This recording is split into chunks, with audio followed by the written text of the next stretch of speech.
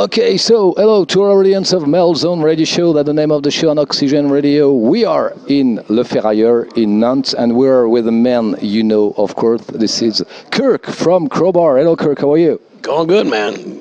Glad to be here this evening with you. So, thank you. Okay, and you know this place because you come and play in 2017. I remember we were there. We did 2 shows here. Yeah, 2 shows. Yeah, they were really good. So that's great. Okay, cool. So first of all, hello, and thanks for taking time to answer some questions. How things are things in your life at the moment? In general, very, very good. My daughter is 20 years old. She's finishing up second year at the university. She goes to LSU. And my wife is on tour with me. And, you know, I'm very, very busy with music. A lot of different projects. Of course, CROWBAR is my main thing. So, but in general, I couldn't be happier. Very blessed, and you know, everything's going good. Okay. Happy for you and your family. So, your latest effort, Zero and Below, was released 1 year ago in March last year. What was we come back a little bit on this album. What was the writing, recording process like for it? We kind of tried to go a little more old school with the writing process and really do it all in the rehearsal room. Lately, on the last few records, we've done a lot of it in the studio, and it's much less stressful and much better to write at the rehearsal room, have the songs, you know, arranged, mapped out, and rehearsed before going in. And yeah, we are 1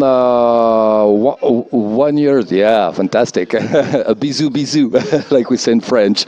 So, how badly did COVID, the coronavirus, affect the recording of this album? Does it has an effect on it, or not at all? Actually, we were finished recording, finished mix, finished mastering, turned into the label, ready to roll right before COVID hit. So it was done, and we had to, you know, we kind of talked about releasing it, and we said, let's just, we love this record, we feel very strongly about it, and we said, no, let's wait till this shit's over with. It can't last forever, you know. So yeah, we waited. So, and in hindsight, it was a great move to wait. Can you tell us more about the how you work when you record an album? Did everybody in the band participate, or are you doing more things than others? I mean, I'm always the chief songwriter, but you know, Matt and Shane had a lot of riffs and ideas with some of the songs, so it helps a lot. I mean, to get talented people, you know, like I always say, you surround yourself with talented people, you get good results. So, you know, the writing process was really good, really smooth. And it's really a great record. You know, we think it's very diverse. It's a lot of different, you know, tempos and sounds involved. It's still 100% CROWBAR, of course, but, you know, overall, we love the record. So, you know, having Shane and Matt get really involved was great. Is there a meaning behind the title of this album, Zero and Below? Not really, kind of. It's just, I came up with that as a song title, and then I was looking at the song titles, and I'm like, well, we don't need a title track, but I think the album, it ends with Zero and Below, and I said, that's kind of a cool sounding fucking name. They said, yeah.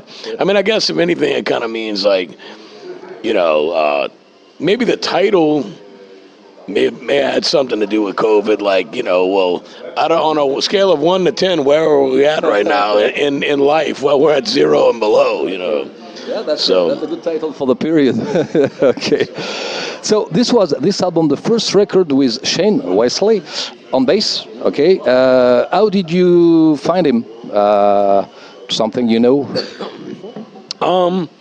Believe it or not, back in 2013, he was the first guy to try out on bass, and we thought, I was like, he's great.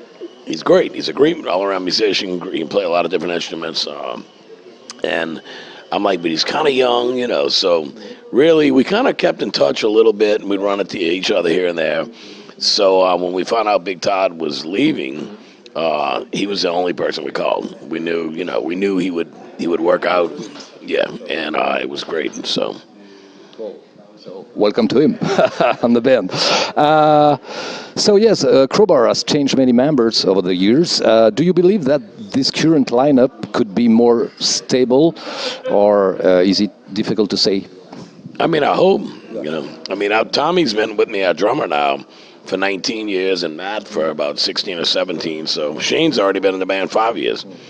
So this is actually, in a few years, this will be the longest running. It's actually already the longest running lineup, because we had Jimmy Bauer previously come in for Greg Nunemacher and play on some records and then leave, and then we had Sid Muntz come in for one, and then Tommy. But so really for 5 years in a row with nobody leaving, this is actually the strongest lineup that we've had. Back to the past, when you formed the band, did you feel like you were creating something new at this period? That was the idea. The idea was to be original. We tried to create a sound that where we're our own genre. There's really nothing that sounds like it. Like, love us or hate us, we sound like Crowbar and no one else. And that was the idea, was to just be original. It's too easy, I think, to jump on board to different genres that are doing well, and then it's ups and downs in certain genres and whatnot. But for me, I mean, the outlook and the whole attitude of doing it was, man, I wanted to have a career like Motorhead, like slow and steady wins the race. It's like there's been a lot of peaks and valleys, but as we keep going, we just keep going up little by little by little. The older I get, and I'm getting there. I'm getting old, but yeah. So that was the idea in the beginning, to just be original. I think you are born in UK. Yes. Yeah, you are born in UK, and you live with the parents in. I was a baby. Yeah, my dad was in the Air Force. Okay. So they come to New Orleans. Yeah. They're both were from New Orleans. They lived in New Orleans before when my dad did. They got married in about a mile from where Robin and I live, and but yeah. So after we left England, we went to San Antonio, Texas, for like a year. But like I said, I was very young. Like 1 year old, 2 year old baby. Yeah, I think like I only lived in the UK for maybe 9 or 10 months, and my mom flew back with me, and then my dad was getting ready to leave and come back to the States. And of course, as soon as my dad got out of the Air Force, they moved back to New Orleans. And yes, can you tell us in which musical environment did you grew up when you were a child? Really, I mean, my parents both liked music. My mom played piano, but my dad was really a big rock and roll fan. So they always listened to the radio, when we were driving around. So I really grew up on 70s rock and roll, radio rock, Yep. Very cool. 33 years of career for Crowbar. Big respect, much respect for that. What are you the most proud of with Crowbar, with the band? I guess the longevity. Just, there's been a few times where I'm the only member of Crowbar, but I never, and going back to the Motorhead thing, Lemmy said the same thing. There's been, on more than one occasion, I've been the only fucking member of Motorhead, but I never had any intention of quitting it. You just find people that want to do it, who are talented, and, But yeah, I think existing this long, there's been no breakup where we have to, we're reuniting and shit like that. I mean, it's always been there. I mean, for, many years, Down was my main priority, and now Down is a side project, so everybody's back to their main bands, including Phil with Pantera. So, that's how it started in the beginning. Me with Crowbar, Pepper with COC, Jimmy with I Hate God, Phil with Pantera. So, but yeah, we'll get around to some Down stuff after he's done with that. Congratulations for such a longevity. This is the 30 years old of your album, self-titled Crowbar. This is the 13th anniversary. What does represent this album for you? To me, it was like we called the record Crowbar. We didn't, because to me it was a much better representation of what I wanted to do when we created Crowbar than Obedience Through Suffering was. That was still a transitional album, and that was our first release. But with the self-titled, it showed what we want to do. And there's certain songs that we played at every Crowbar show for the last 30 years. Mark. Yeah, it is a mark for Crowbar, a big mark. Okay, so you are touring in Europe and UK, some shows in UK now. So what are your plans after this European and UK tour? I suppose you're going to do festivals, of course?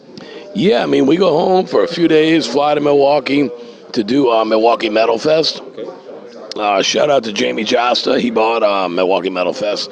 So I'm going to go up. My wife and I, Robin, are going to go up a day before the band does, and we're going to do a podcast and a Josta and Friends show. Play some Kingdom of Sorrow songs with Josta and his band. And then we're going to play a Crowbar show the next day, fly home for a few days, and then we fly to Poland to do Metal Hammer with Pantera and Hatebreed, Crowbar, and a bunch of Polish acts. So, yeah, I'm excited. It'll be great. Okay. So, Kirk, I would like to thank you very much for the time.